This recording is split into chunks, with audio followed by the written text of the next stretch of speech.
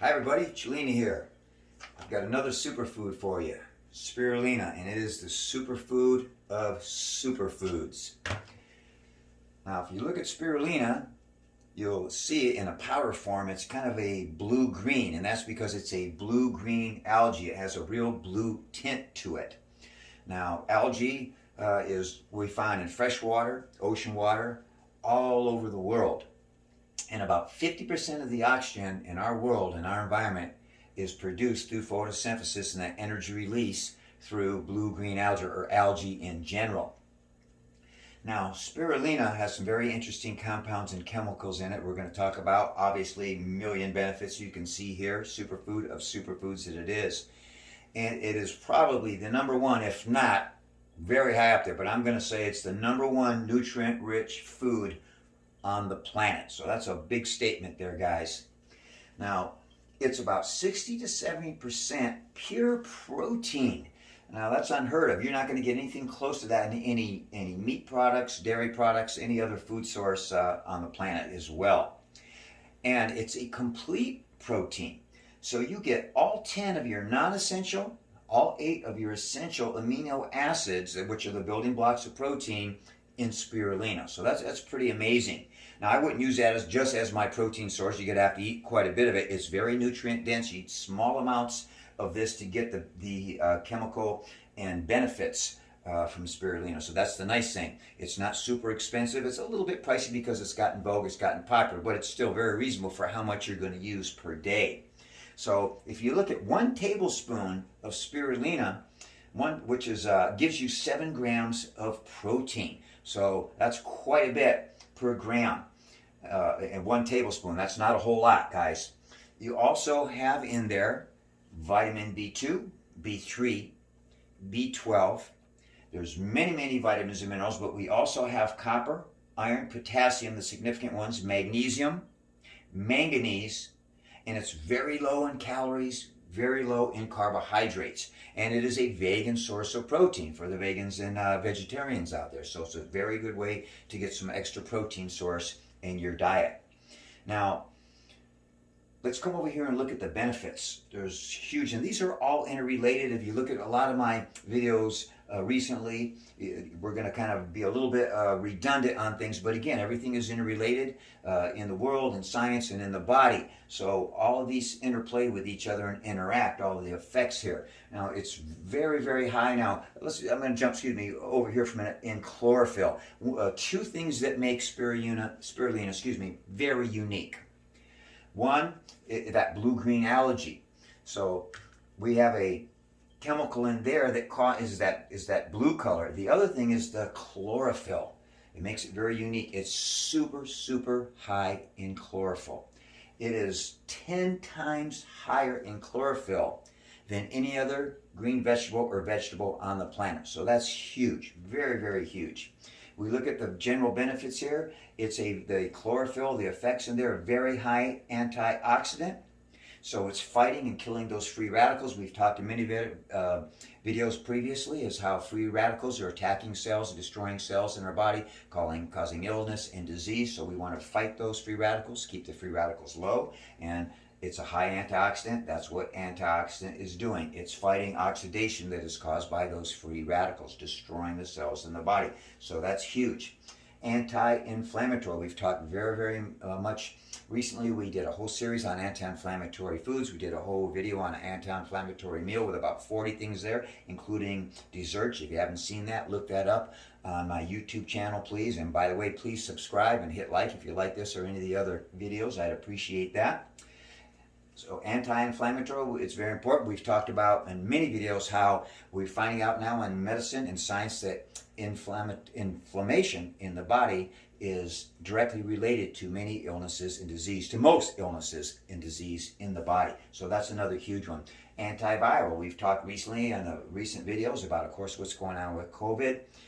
Viruses, COVID, and bacteria as well that has antiviral effects. So it's going to, again, related to immune system and what happens in the body, build that immune system, and it becomes antiviral, very strong antimicrobial. Again, we've talked about gut health and how that leads to fighting inflammation and other positive things in the body, but all of our health starts in the microbiome. Well, we've talked before about the microbials, and they're the microbes in there we have, which are bacteria, good and bad bacteria. So this is antimicrobials or microbes fighting the bad bacteria, killing off the bad microbes in there. This is an interesting one. It has a very strong antihistamine effect. So if you've got allergies, you have nasal problems this time of year, Santa Ana winds were just blowing here, a lot of nasal problems, a lot of pollens in the air, people having a lot of allergies. So it's been proven, scientific studies have shown that it's a very strong antihistamine, a natural antihistamine with the chemicals found in spirulina. So it's a big one for us right there. It lowers blood pressure. Now, again, we've talked about this, different things that cause the blood pressure to go lower, but one of the big effects here related to that, it lowers your LDL, your bad cholesterol, related to high blood pressure and clogging of the arteries, lowers the bad fats in the bloodstream, triglycerides as well. It increases that HDL, that good cholesterol, so a nice counterbalance there, getting rid of the bad guys, increasing the good guys, again, leading to heart health and to lower blood pressure. So really huge for us there. It increases metabolism. And again, that's going back to the anti-inflammatory effects, the building the immune system. When our immune system is working well, starting with the gut, and the rest of our body produces anti-inflammatory effects, everything starts functioning better, your metabolism will improve. And that gets back to where you can jump down the list here where I said you can help reduce body weight or body fat there because of the increased metabolism. It's going to aid in weight loss. So that's another big one for us.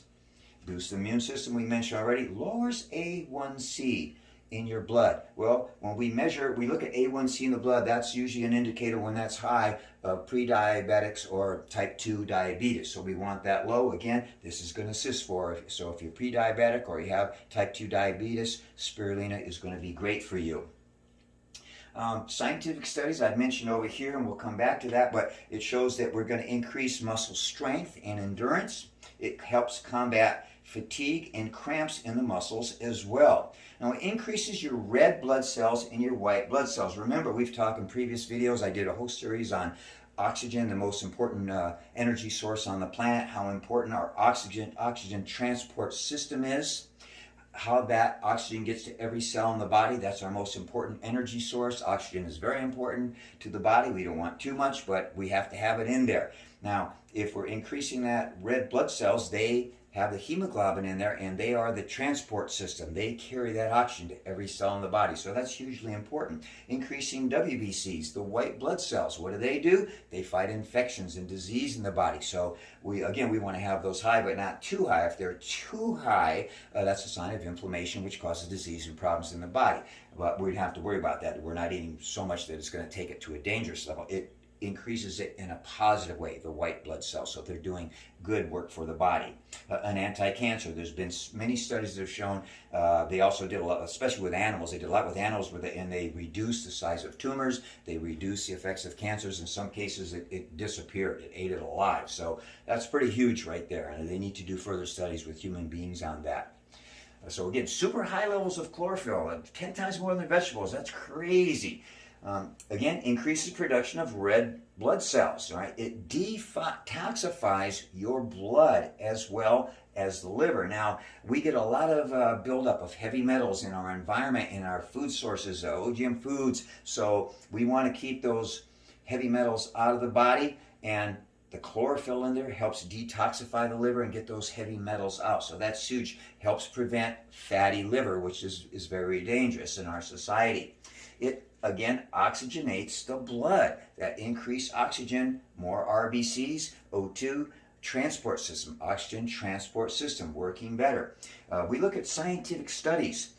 They have done scientific studies, again, I'm just not making this up, of course, and they've shown increase in muscle strength, muscle endurance, muscle and performance in athletics in general. Also, again, reducing cramps and fatigue in the muscles. So for athletic performance, it's a big one. It's a big one. This is in the Journal of Clinical Toxicology, this study, and they were looking at patients with arsenic poisoning. And what they did, they only took 250 milligrams of spirulina during this study period. They had a control group. A group took a placebo, so nothing there. The group B took 250 grams only. That's a very small amount of spirulina. That's less than a tablespoon.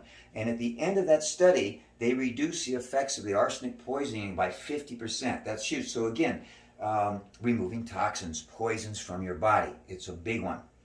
So spirulina, let's get on it. Type 2 diabetes. They took groups that had the type 2 diabetes.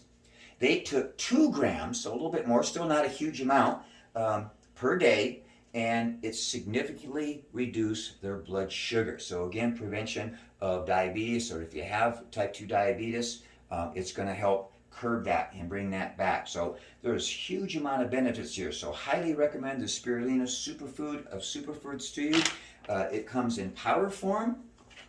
You can also get that in pill form. Now this one has with chlorella in there as well. Now I like to just sometimes take it. I'll put it in my morning shakes. You've seen me in my videos before. I've had that in my one power super shake video. Check that out. It's got a lot of other good ingredients, including the spirulina, but I didn't go into depth about the science of spirulina. But I can just mix it in water like this. You can see very deep, rich color. I don't know if you can see the blue-green tint in there, but it's not bad. It's an acquired taste, I think, for more people. But if you can drink it down just like this a couple times a day, but if you don't like it like this, then you go ahead and take the tablets, or you get the powder form and you mix it in a shake, or you put it in something else. I've known people to put it on their oatmeal or in different areas of their foodstuffs when they're eating. So it's recommended just in general about 4 to 10 grams per day. You can take a lot more than that. It's not going to be toxic. It's not going to hurt you. Again, powder pill form. There's a kind of a pure form. It comes like almost like a gelatin. Now that's going to be much stronger, almost kind of tastes like seaweed. Most people are probably not going to have an appetite or a taste for that. So I recommend the powder or the pills, but you can try that. It is more nutrient rich. There is a process when they turn into powder where you lose a little bit of the effects, but it's still, the effects are huge for small amounts here.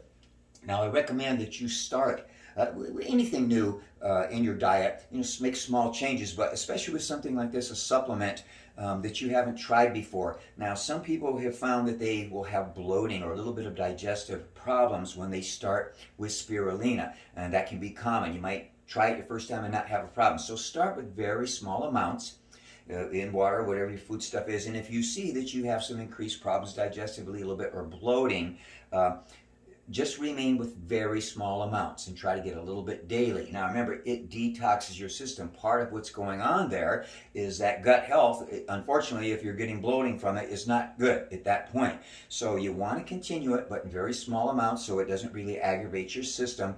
And you will find very quickly your system will adapt. It will start to detox, and eventually that spirulina will not bother you whatsoever, promise you. And then you can start slowly increasing the amounts that you take. So there you have it, guys. Spirulina, superfood of superfoods. Highly recommend it. I think it tastes good. Try it. You'll like it. Enjoy, everybody. Cellini out. Be well. Spirulina.